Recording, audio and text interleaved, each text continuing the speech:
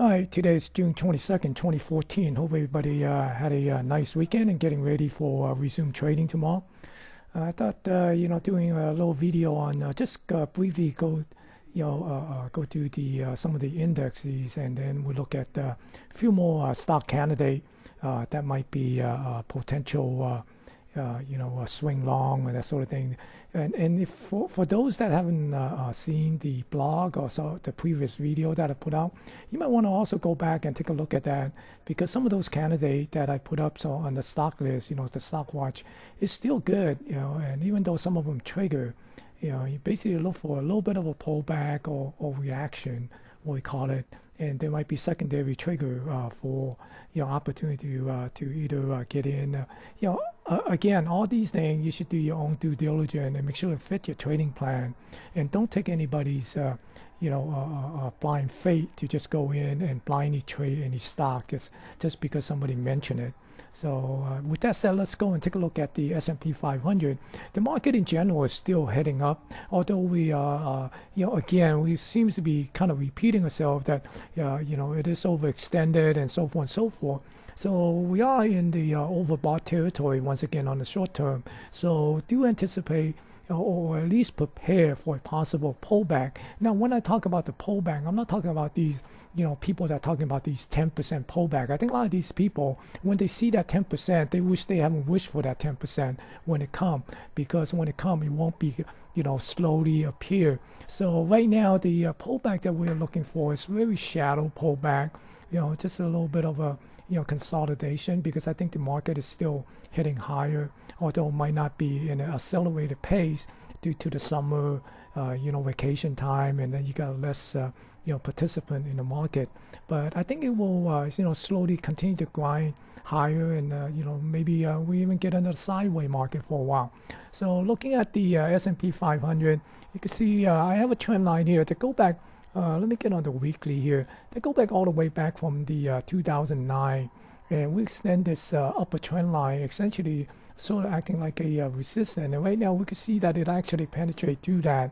And so if we are also looking at, it came down, once it first time it went above that, came down and test that trend line, that breakout of that trend line.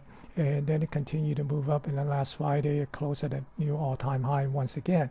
So since it's in a territory it's never been before, it's pretty hard to kind of project what what is the possible next level of resistance, a price target.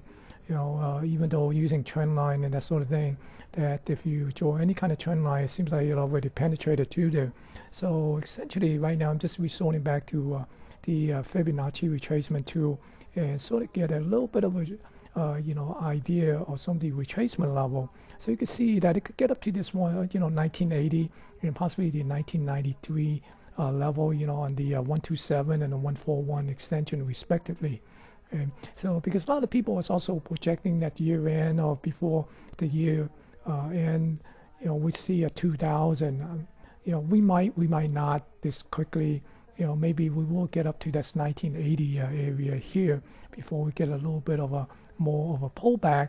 And if we do get a pullback, I do anticipate maybe we'll get a pullback again. Probably the first level of pullback is maybe down here at the 1950 level. If it pull up, run up to the 1980. And if we pull back from here, maybe we come back down and, test this, these levels somewhere around this 1940, 1945. Okay?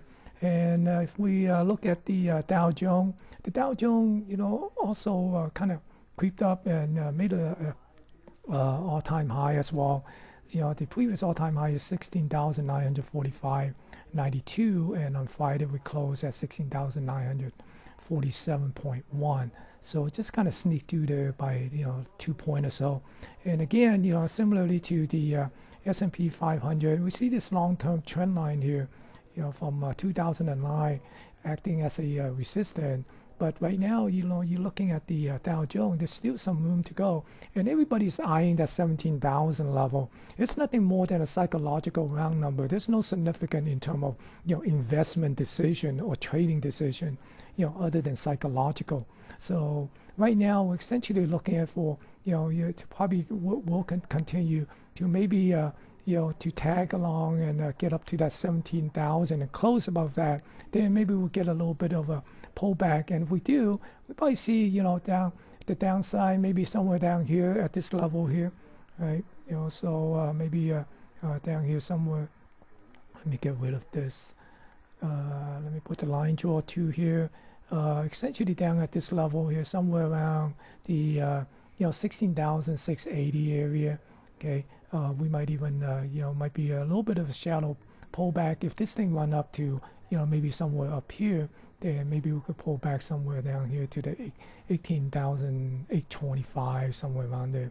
Okay, so but again, we essentially just kind of looking at these numbers, right, and using some of the Fibonacci retracement level to get a little bit of a projection here, right? And you can see that maybe we'll get up here to possibly run up to the 17,213 area at this 127 extension. But first of all, it probably will come up and tag this 17,000 and plus this intraday level, which is somewhere around 17,000, 17.14. So if we could get up there, then we might get up to tag the 17,200 area. But if it's not, get a pullback, then we might pull back to this maybe this 16,870 to 16,750 area. Okay. Then the other one that we'll look at is the NASDAQ 100. The NASDAQ 100, again, it didn't close at a new multi-year high on Friday, but it did close a slightly green. And we are looking at the possibility of maybe come up to this 3850 area. And again, if we pull back, we probably see some kind of pullback maybe down at this level here, 3738 to 3752 area. So essentially, once again, if we take a look at this fib over here and kind of get some idea that bring it up to that 3877. So it's probably will be close, when we get this trend line up here. So, and then on the Russell 2000. The Russell 2000 we're talking about, it's right now it's kind of tagging this, this level here, this 1181, 1182. And if we could break above this 1193, 95 area, this 1193 here, and then 94, then the chances are we could, get above that 1200. And once the Russell 2000 get above that 1200, it's back in business to chase that all-time high. Okay, then certainly that will put it back in the ball game with the other indexes. And if the Russell 2000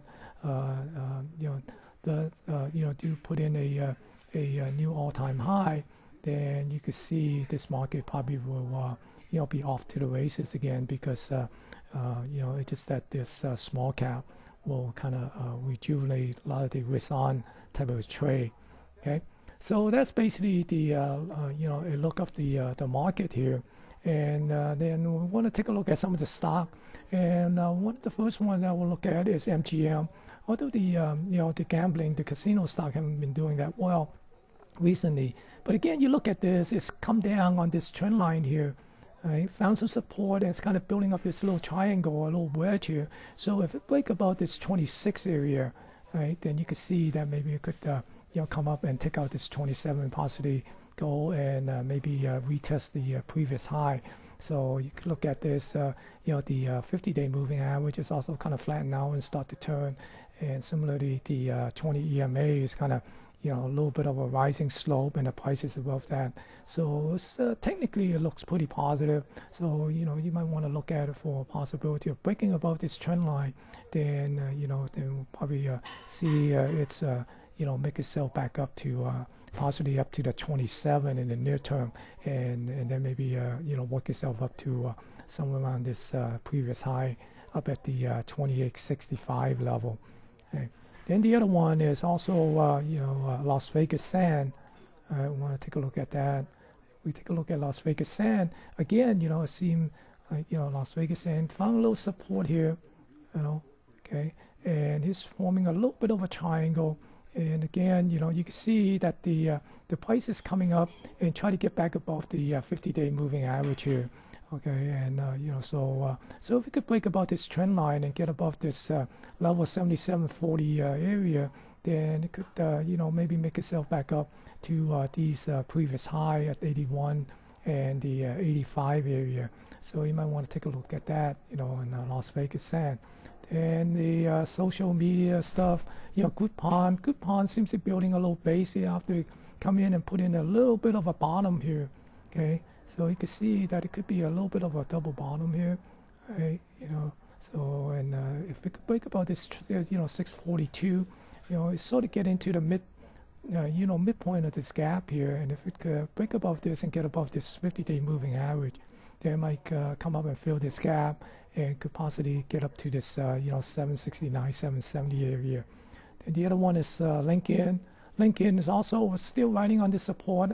I talked about last time that, you know, breaking out this resistance here. And right now it came back down and kind of retested, still holding above it.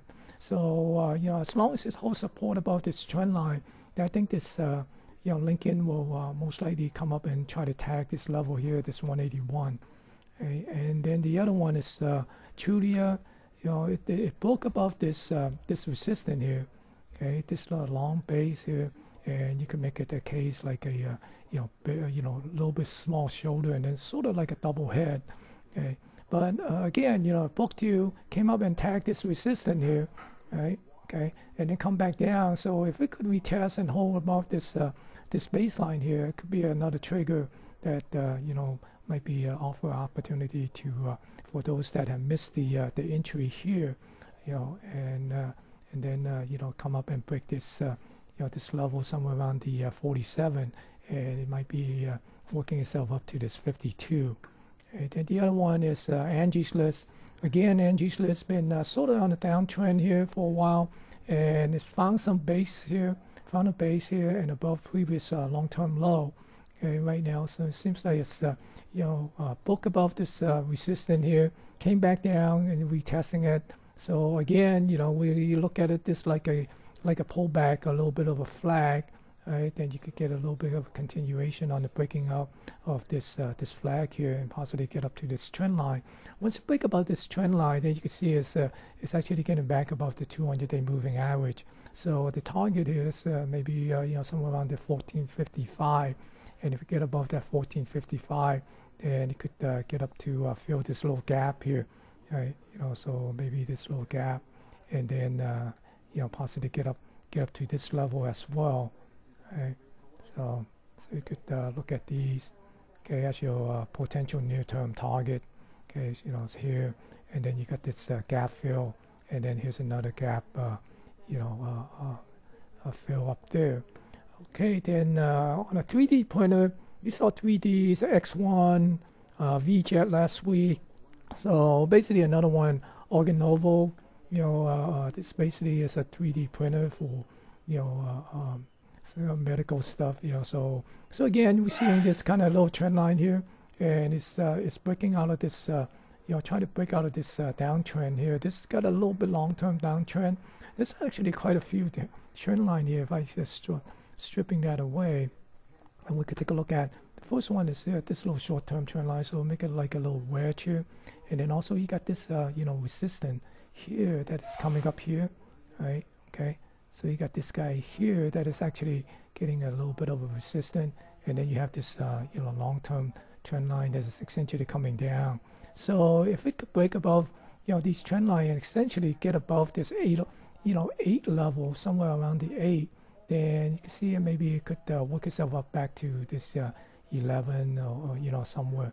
So essentially, you know, at least it will get back up at this level here, you know, somewhere around, you know, maybe you know, these, you know, at least initially these you know, this particular price zone, and then maybe later on, once you break through this price zone, then it could come up to somewhere around near this 11. Okay. Then the other one is the security software, FireEye, you know, FireEye software here. This security, it's been kind of, you know, in a dump for a while, right? You know, after it went IPO, okay, and it came down. So right now it seems to be, you know, having a, you know, a little bit of support up here, okay, and it came in and filled this gap, right? Pulled back a little bit. And right now, it's, you see this conversion between the 20 EMA and the 50-day moving average. So if we could move back above this, this gap here, above this, this gap break here, and then it might, be able to maybe get up to, this level, or at least, maybe possibly try to come up to this gap level here, which would be somewhere around this 40, 44 area. So that might be interesting stock to watch also for the coming day. So that's basically it. Hopefully, you have a nice weekend, and good luck on your trading next week.